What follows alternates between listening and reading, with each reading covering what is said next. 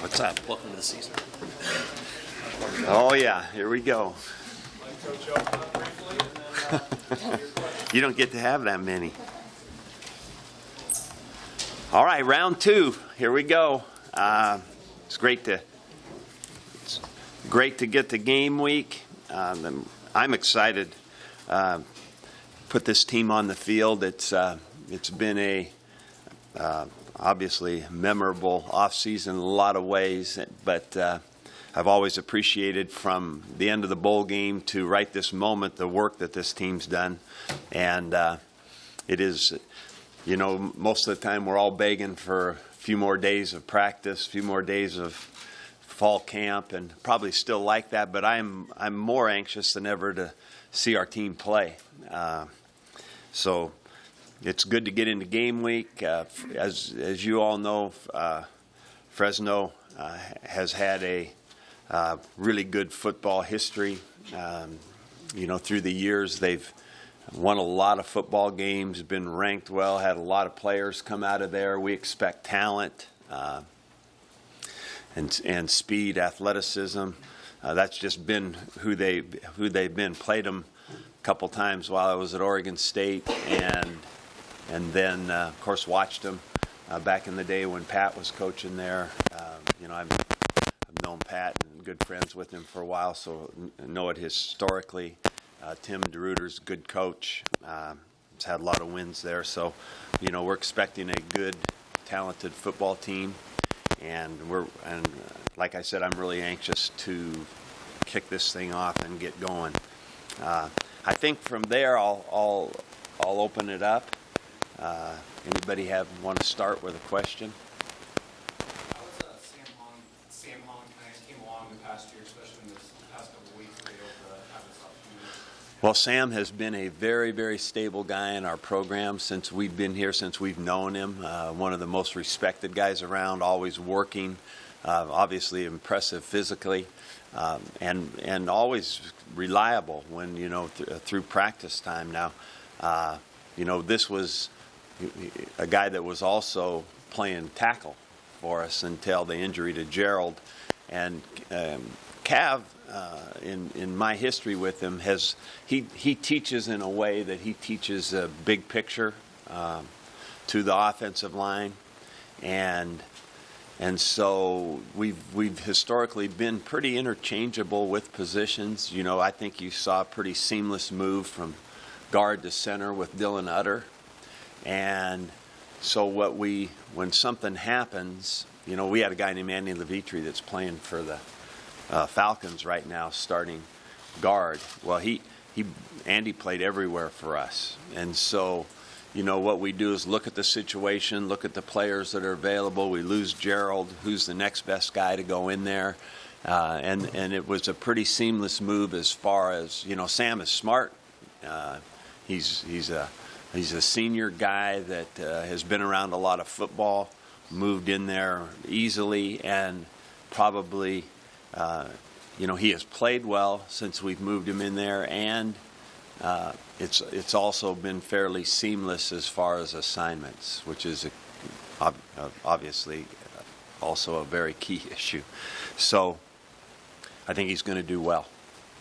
Coach, what you learned from your team over the last year in off-season, how different do you think your offensive play calling is going to be early this season? Well, I think that we have more knowledge of our team, which gives you a better idea of an identity of how you're going to approach the game and therefore how you're going to call the game.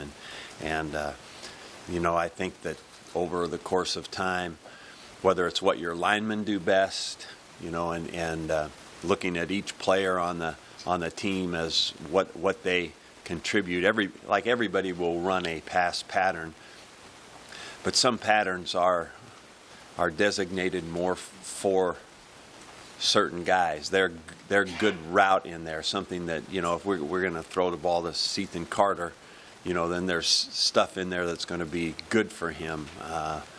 And then that he has some curveballs with it that goes well. So, you learn more about your people. You learn more about what your offensive line does well. You learn most about your quarterback and how to go forward with that. And we think we did better with that as we went last year. And we hope that that has just continued into this off season and now into the season. Yeah, we're going to make a big change there. We're actually going to put Danny and Cav together upstairs, and we've had a history like that before, and Cav was actually he actually had some injury problems, so to keep him safe, we put him up in the press box, and we actually talked about that then once again with this year. So he and Danny have spent a year together in the box, and they actually like that. I think that being new last year was a good thing for everybody, for them to be available on the sidelines. But, I've contended all along. I called plays for years and years, and I did it on the sideline all the time, and it's not that easy. It's nicer to have everything kind of laid out, and you're in a contained environment. So I think that this will be a good move for us, and then we'll have, I think, the right people that can communicate with the players on the field. Yes, so with those guys up there and Coach Williams not available, who runs the huddle on the sidelines when the offense comes off the field in those situations? Reggie will take a big part of that role that Keith had, and he'll be assisted by Hardy, Buck, and James Rogers. And then, of course, offensively on the sideline, we'll have myself and Tavita Thompson will be the guy, because Tavita's been with Cav forever. He will be the guy that communicates information from Cav to the line. And then Hardy, myself, James Rogers will be working with the receiving corps. Of course, Reggie is there for the running backs, so we'll be able to cover all the bases that way. What do you got Dylan under this season? I mean, what confidence do you have in Dylan to manage? Well, we think that he was a good player a year ago, and then his role and not only his role in football, but obviously as a captain, his role with this team has increased. He's got great respect from this team. I think that he'll be a real good guy to rally around on the boundary. What has to have happened at the end of this season? What has to have happened for you to determine this season was a success? Well, we want to win the championship, so that's what we are starting on Saturday to do. You talked about the offseason being memorable, and I mean, we don't have to unpack Yeah. it, but how do you turn the page from this last month, which is so many things, hard stuff, and really hard stuff? I mean, there was a lot of things going on. How do you turn the page and kind of focus toward a season and playing a game and beating a team? Yeah, Sam, I think that the getting back to practice in certain instances was almost therapy for guys that are athletes, to just get back to work. And I think that there's a chance, and I think it's all very personal, and I hate to generalize about something like this, but I think there's a chance that people can gain strength from the situations that we've been through, and maybe pull together and need each other a little more, and maybe dedicate themselves to a task, whatever that might be, with a little bit more intensity. So I think that from the beginning, I really was curious, I guess, about the start of fall camp soon after what took place with Sam. It was like Saturday was the funeral, and Wednesday was reporting date. I was really curious how that was going to go. And like I said, I think that it's very personal reaction from every different guy on the team. But I also thought that the camp went, for the most part, very smoothly with our team. And I think the focus was great. What have you seen from Drew Brown in terms of growth as a kicker and as a leader since the beginning of fall camp? Well, I can't make up anything about Drew's, increased work ethic or anything, because he was already at a high level. Chris, very proud of his craft and worked at it very hard. I may see a little bit different intensity day to day with Drew, and that might be just me imagining it, but I've been really impressed with him, how he's handled himself, his work every day, how he incorporated a new holder right away, which is hard to do, and embraced that and made it work. I think it's going to be fine. So I've been very impressed with him. At the end for a second, that week where you go to Cal and lose your chair for the season, how tough of a week was that just for the program? And were there moments during that week where your team didn't practice the way you wanted to find results? You know, I think that what was noticeable to me about the situation with Keith was that it was because I walked the stretch lines every day, and it was really noticeable that first day with the wide receivers. There's no doubt about it. It was different. I think that they practiced fine, and I think that Hardy and then getting James and then the work Danny has done with those guys all in general, I don't think that we have taken a big step backwards or anything, but there is a great relationship between Keith and the receivers, and they have been able to connect, not here obviously, but that part of it is good, but I don't think that in itself was detrimental to any part of practice. I think that injuries are sobering for everybody, coaches, players, fans, everybody. And I hated losing Gerald, and I'm thankful that it's going to be one of those injuries that has just about got that 100% prediction that he's going to be 100% again. So that is the only encouraging thing about that. So we hated to lose him. I love the work that he had done.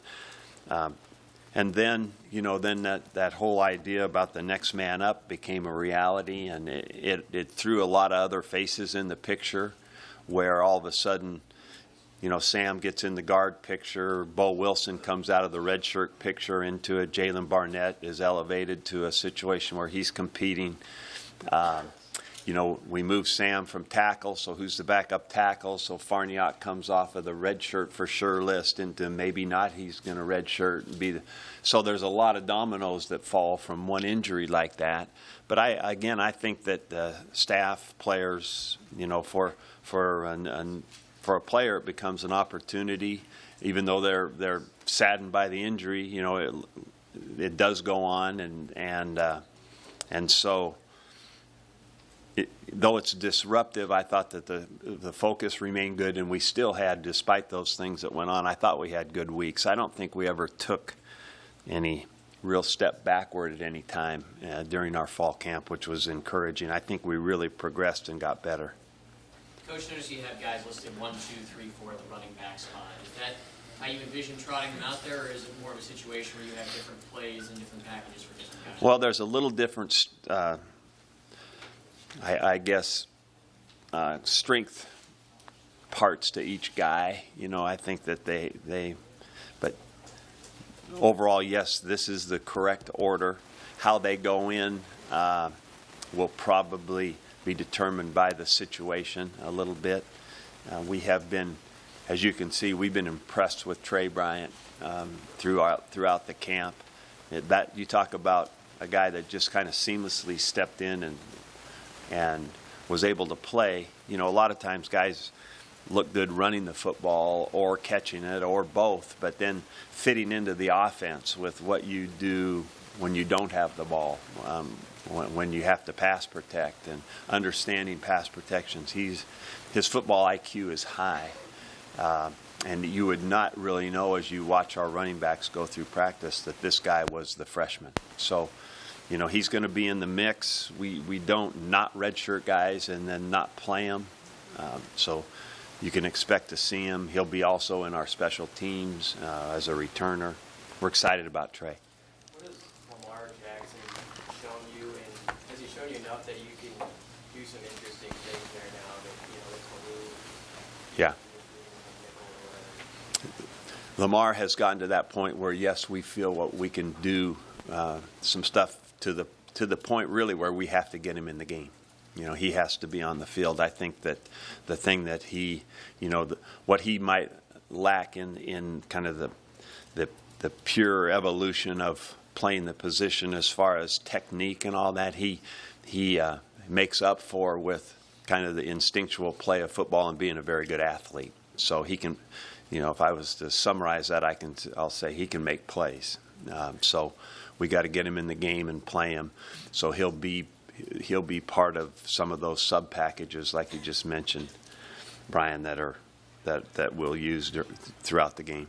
With so many just new faces on that offensive line, I mean, how do you get your guys ready just for the exotic looks, pressures? I'm sure Fresno's going to really try to throw the sink at them to really confuse them and cause some miscommunication early on in this game. Well, one of the things about playing your first game is you're going to enter into a little bit of the unknown. I think everybody has to understand that.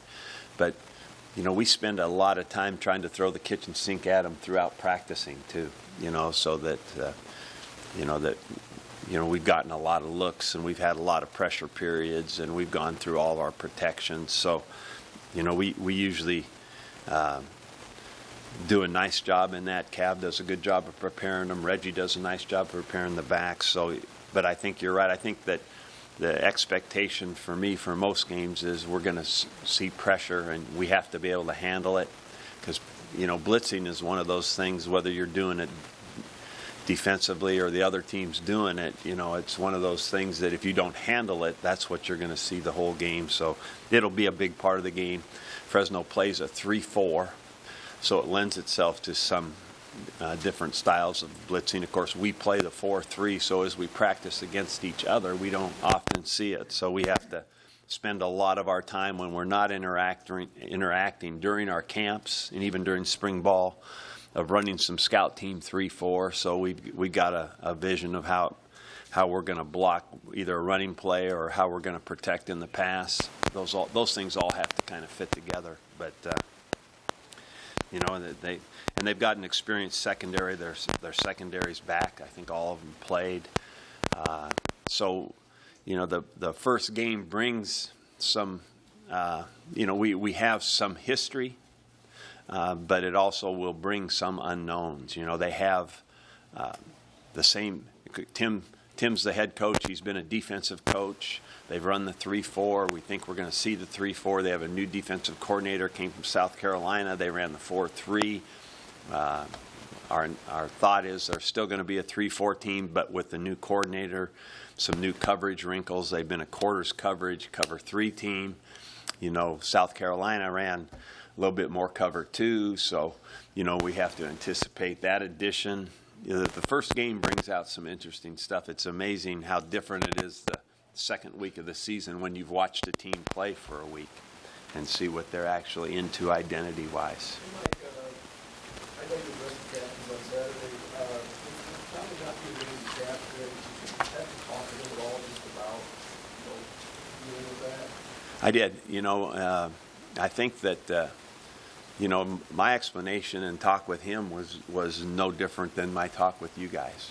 Really, it was about the fact that, and I even prepped the seniors in a senior meeting. This is not going to be an easy vote with this group of guys and potential captains that are in this room. So, that I think that thing became a result of that kind of spreading the wealth in the vote, so to speak. So, yes, I did speak to him, and I gave him a heads up before I told the team. I didn't want him to be surprised at just kind of a blunt announcement like that, so I just let him know. What was your message to him generally? He is absolutely still a leader on this team, and he's really well respected. And we can attest to that with the votes that he got. You had 6 last year, Yeah. 4 this year, and you took underclassmen last year, no underclassmen this year. Kind of what went into the process of that this year versus last year? Well, this year I went more through the process of visiting with players on the team, the seniors in particular, format. We kind of went back and forth on some ideas and came up with this one in the end. How different of a quarterback is Tommy Armstrong today than he was a year ago this time? Well, I think that another year under his belt is a big, big deal. I think that, even through last year, Tommy learned, progressed, and played better probably in the last month. And so I think he took that as a springboard into the opportunity to grow and play better even this year. Tommy's got a lot of skills. there's one very obvious area that everybody knows that we got to cut down, and that's the interceptions. And so through both learning and an absolute practice of decision making, we hope we eliminated that and give him the chance to have the ball more, because when he has the ball, he's very dangerous. Yeah.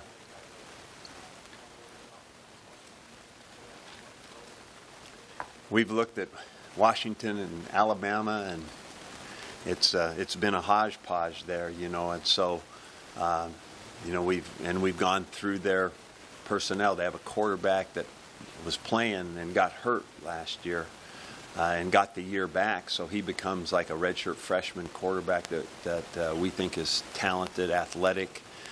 We through watching, whether it's Washington or whoever might be associated with them in the past, we think we're going to see a shotgun really maybe as high-paced tempo as we've seen before from them. We think that we'll see some pistol plays. We'll see a lot of misdirection. We'll see some of what we run in the fly sweep game as part of their misdirection. That divide package in the backfield with the tight end, going the opposite direction of the back and giving them the ball, and all of it at a high pace. They have a slot back. Let me check his number, Scott, number 8, that we think we really have a lot of respect for. A big guy that was hurt last year, Captain Peck. He's 6'3", 220-ish something. So they've always had those guys receiving core wise that have been scary, and this group is either fast or good athletes or a combination of all that. One guy's extra big, so but we have tried to look into the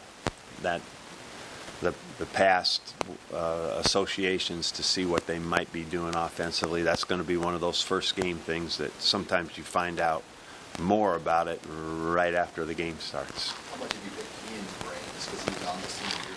We have. He knows guys, he knows talents. He's been helpful that way. I know you were always optimistic years ago was in strength, but did you Yeah. see him turn a corner halfway through the game even? It was actually a week ago Saturday in the scrimmage, because, kind of, he and I had, I'd say, numerous discussions about where he was, how he felt, what was he, did he have any, what were his thoughts about the upcoming season? Because he has a redshirt year, right, to play with. And so I only wanted him to play if he really felt confident and comfortable. So as of right before that week ago Saturday scrimmage, we'd had these discussions were ongoing, and frankly the decision was still up in the air. And when he ran a fly sweep and he caught a bubble screen for a nice gainer and he caught a touchdown pass, I didn't even talk to him afterwards, but that night when I was watching, I said, this guy's going to want to play. And he does, and he's ready, and he's been, like you already know, totally cleared, and he has looked actually to me from that point more and more comfortable, confident every day. Does that allow you to, like a young guy like Spielman, Yeah. keep him in the... He's on the alert list now. We were going to play JD, and a lot of it was hinging on the decision with DeMornay and how that was going to go, because I really think JD's going to be a good player, but I don't want to underuse him in a non-red-shirted year. And with the depth we have at this moment, I couldn't see him getting many plays. So right now we're going to redshirt him unless something happens, and we got to elevate him quickly. Mike, you have 23 walk-ons on this depth chart. 23 of them current or former walk-ons. Yeah. What do you think of that, I suppose, initially, and what does that speak to the overall impact of those guys? Well, I've been, as you know, I'm still learning more about either historically or what that can all mean. I actually have a pretty good history, not near as many guys, but I've had some really successful walk-ons in my life. So I can appreciate those stories as much as anybody. it's been very impressive here because of the number and the passion and the loyalty and kind of the, for many of these guys that walk on, the lifelong dream. And so, you know, the way for us to handle that, from my viewpoint, is to nurture that as very best we can. And so we've kind of increased the roster size. At some point, there's a limit because there are, you know, with coaching limitations, numbers these days, you can only coach so many guys and feel good about what you're getting to do for them. But this is proof that what we awarded 3 more walk-on scholarships this year. But this is proof that dream is alive and well for some of these kids to come here and work hard. And sometimes it takes.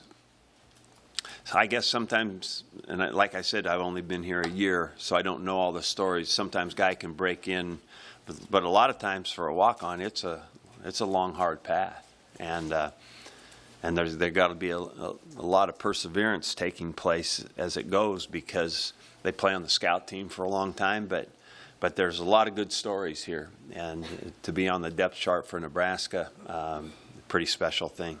Time for 1 or 2 more. Mike, you mentioned earlier just how the team responded to Sam's death over the summer. Can you predict what it's going to be like on Saturday, the first time you have to punt, and all the other emotions that are going to go along with the various things that are planned? No, those are those moments, I think, that you anticipate, but I really don't know the reaction. I can guess what it might be from either the crowd or the team or his close friends from our team. But I really, like I said, I'm anticipating that moment. I'm not really sure. What are your overall feelings on the Big Ten? The Big Ten Conference appears to me, number one, that it's becoming more balanced. You know, I think that there are teams that maybe have historically been down that are getting better. So I think you're seeing a balancing effect that will cause what more people think of as upsets really not being that anymore. I think that's true. I think that kind of the old days of identifying a league as to style, are all gone. You know, I think that there's a wide variety of offenses in this league and different styles that are kind of everywhere as you approach it. So you have to be really diverse defensively that way. And the other thing, I think, that it is a well-coached conference. The teams that we played are well-coached throughout. Keith Williams rejoin the team on Thursday, Keith will enter back into being with our team and working. He will not be at the game for 4 games. Has he already addressed the team? Has he already talked to the team? He has not. He has not been here. He has had contact with our receivers, but not our team. Can he at all talk to the recruits that come in this weekend, or will he be away from that stuff? He should be able to talk to the recruits at the appropriate time. Yeah. Not during the game. Okay. Great to see you.